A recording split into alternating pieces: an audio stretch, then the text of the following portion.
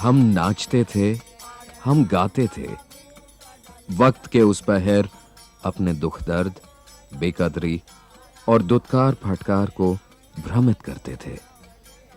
हम नाचते थे, गाते थे, जिंदगी की जद्दोजहद और रोजमर्रा की कशमकश को भ्रमित करते थे।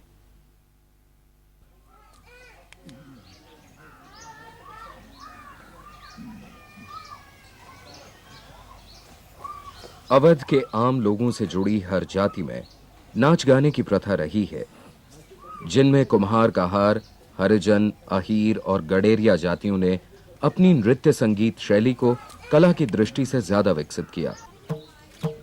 मगर आज सन 2000 में इन नृत्य संगीत शैलियों के मात्र अवशेष बचे हैं। प्रस्फुटित हुए इसी जमीन से आज मुरझा रहे हैं इसी जमीन पर।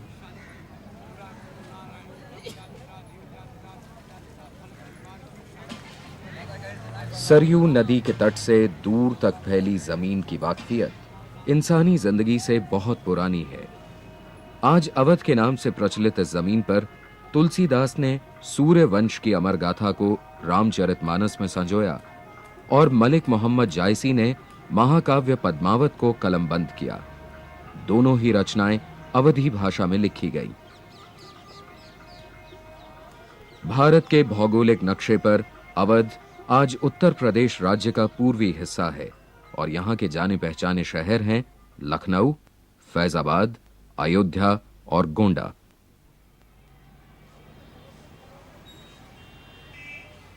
अवध के वक्त की रफ्तार ने पुरुषोत्तम राम और उनके वंश के दिव्य कर्म और मुगल नवाबों की शाही मनमौजी के अलावा भी बहुत कुछ देखा है।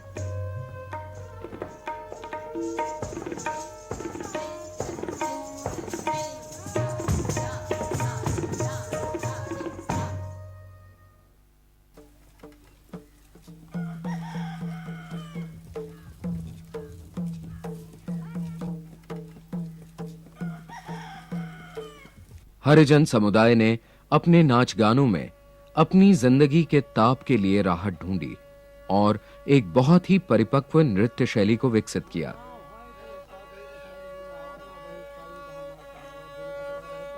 यहां पर हरिजन कलाकार नृत्य संगीत से पहले साज श्रृंगार करने में व्यस्त हैं।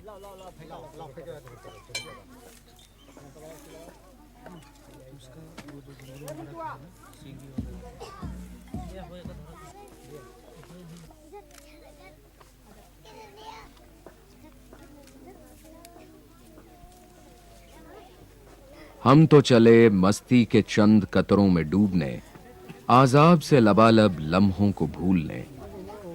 गुजरे वक्त में कभी कभार ठाकुर और ब्राह्मण भी हरिजन नाच गाने को सिर्फ एक तमाशा भर मानकर उसका लुत्फ उठाने आ जाया करते थे। मदिरा के ये घूंट कलाकारों की रगों में हिम्मत और हौसला बनकर थिरकने लगते और वे खुद को उनकी तकदीर का मालिक मानने वालों के सामने सर उठाकर, आंख से आंख मिलाकर, बेबाक बेपरवाह होकर नाचने गाने लगते।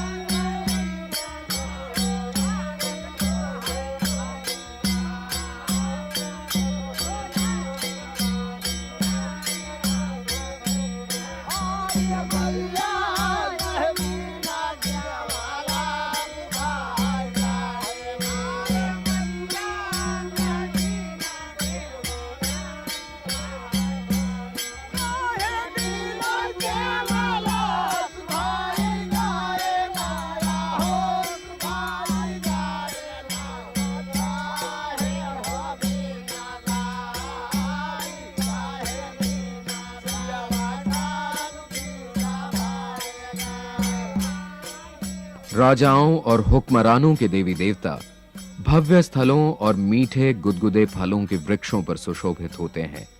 हमारे इष्ट देव इस पेड़ में बसते हैं जिसके फल कड़वे हैं, शायद तभी कष्ट निवारक हैं।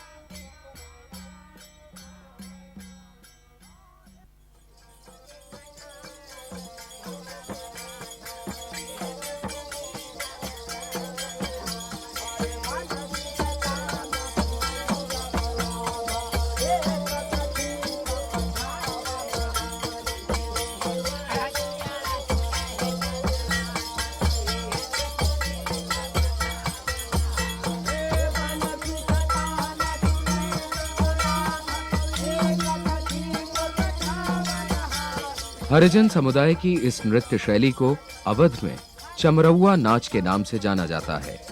इस नृत्य शैली का एक मुख्य आकर्षण है लौंडा नाच, जिसमें पुरुष कलाकार औरत की वेशभूषा में खूब नाज नखरे और शोखपन से नाचता है। लौंडा नाच की यह विधा उत्तर भारत की बहुत सी लोक नृत्य शैलियों में पाई जाती है।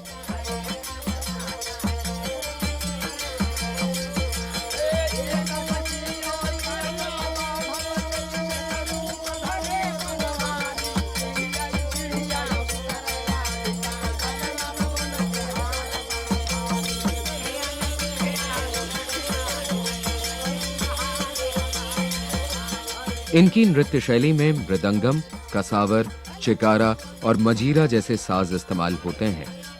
कुछ वाद्य यंत्र जैसे हिरण का सींग और लोह धातु से तैयार किया गया छड़ी नुमा साज दंताल केवल इसी नृत्य शैली में पाए जाते हैं।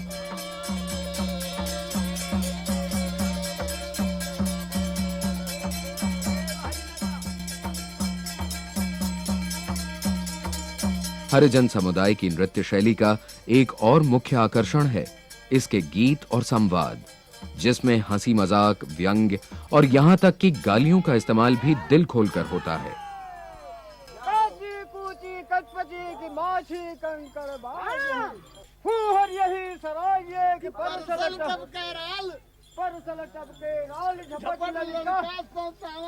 अरे तू तरफों से हाथ सर खजवावे सभी राम रे भूखे भजन हुए गोपाला लालिया पर कंठे वाला जान माला सगी राम दादा रे गाया है बूझा नहीं गई न मन की स्वाद अरे कि पारस ले पहुंचा नहीं हालो हकालो दादा अरे कुछ ऐसा तान मारा यहाँ पब्लिक ससुरी हिल जाए हो जरूर जान लंबी पेड़ पहुंचा नहीं हालो हकालो सगी राम रे आज जान दोपहर जून माती है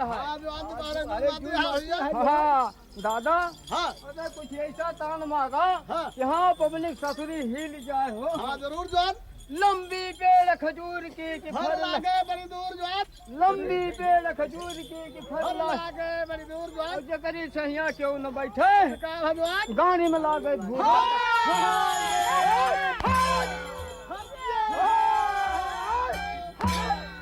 नृत्य नाटिका में मुख्य भूमिका निभाता है करिंगा, जिसे चमड़े के कोड़े से पीटा जाता है और नाच के दौरान कोड़े के इस्तेमाल को बलवाई के नाम से जाना जाता है। मारन धरती माटी हो जो हो धरती माटी में रही भैया धरती माटी में रही संगे राम रे मारन दैव आकाश चढ़ गया आकाश में रहा जो हो दैव आकाश में रहा राम दया दादा मारन छगड़ी पाती। करिंगा मात्र एक कलाकार ही नहीं है, बल्कि अपने समाज में उसका एक खास स्थान रहा है। वो जन्म, शादी, मृत्यु और अन्य अवसरों पर पुजारी की भूमिका भी निभाता रहा है। वक्त के साथ साथ रीति रिवाजों में भी बदलाव आया, मगर बहुत हद तक आज भी हरिजन समुदाय में करिंगा को एक सुलझे हुए सम्मान योग्य व्यक्ति का दर्जा हासिल है।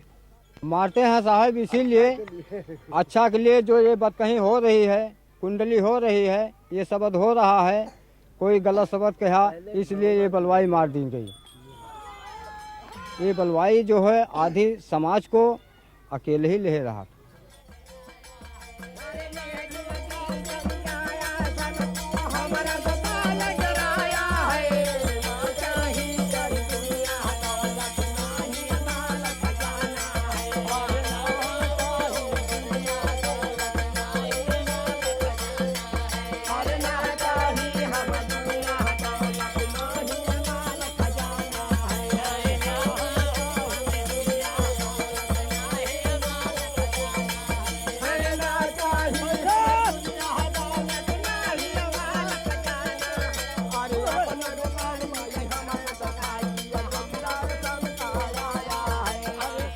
ये नृत्य संगीत शैलियां कब और कैसे शुरू हुईं, इसका कोई ठोस और सटीक ऐतिहासिक प्रमाण तो नहीं है, मगर अवध के इतिहास में कुछ ऐसे विवरण मिलते हैं जिनके अनुसार 13वीं शताब्दी तक ये नृत्य शैलियां प्रचलन में आ चुकी थी। तीनों ही नृत्य शैलियां जाति प्रधान हैं और समय के साथ साथ अपने अपने ढंग से विकसित हुईं, मगर इन तीनों में एक समानता साफ नजर आती है। अतीत में जहां इन नाच गानों की बहुत सी मंडलियां थी, अपनी अपनी जाति की रौनक थी, आज इक्का दुक्का मंडली ही बची है। कुछ कलाकार तो नौटंकी में शामिल हो गए, मगर अनेकों अनेक कलाकार अपने नाच गानों के साथ गुमनामी के अंधेरे सूखे कुएं में गायब हो गए। और आज अवध के वक्त के आईने में इन नाच गानों का अक्स भी धीरे धीरे धुंधलाता जा रहा है।